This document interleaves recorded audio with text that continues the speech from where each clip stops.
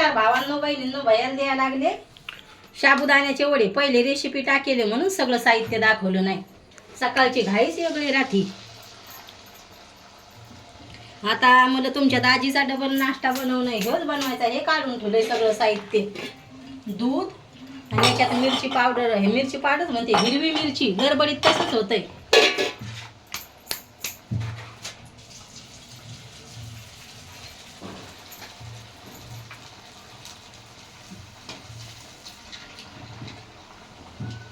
आता मला आई लय बोलन या कढईसाठी, पण ही कढई मी तळेव करायलाच करेली. मग ती काळी कढईत काढून तळती. आता मा विचारे लोखंडाची कढई घ्यायचा आहे ना भैया. काय कसा फुगलाय हो, मस्त टमटम झालाय.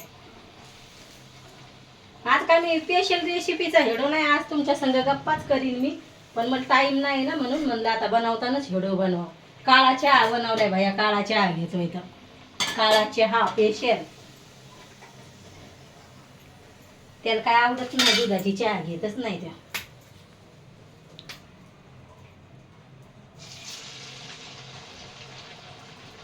काय करावं, आलं काढलं की शावर हेडो काढा वाटते, पण टाइमच नसतोय.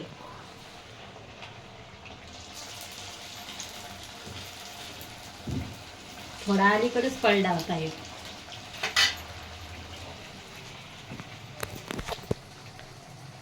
कसं वाटलं तर नक्की सांगा. तुम्हाला आपले हे साबुदाण्याचे वडे पहिले तर टाकेलच आहेत मला.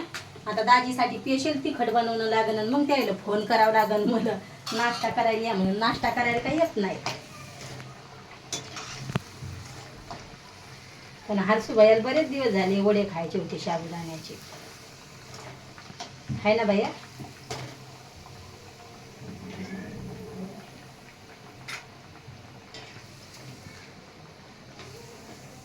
लय लवकर लाल लाल व्हायला लागलेत. मस्त तळल्या जायला. तेल तपलंय ना त्याच्यामुळं.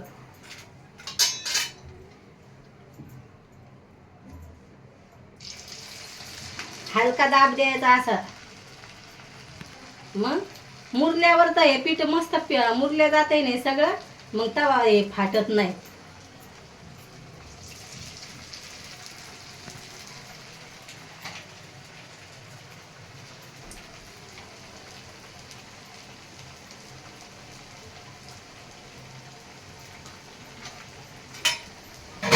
पलटून घेते आता. आणि आज छोटासाच व्हिडिओ राहणार आहे. मग काय मोठा व्हिडिओ राहणार नाही. आता मला येळ नाही.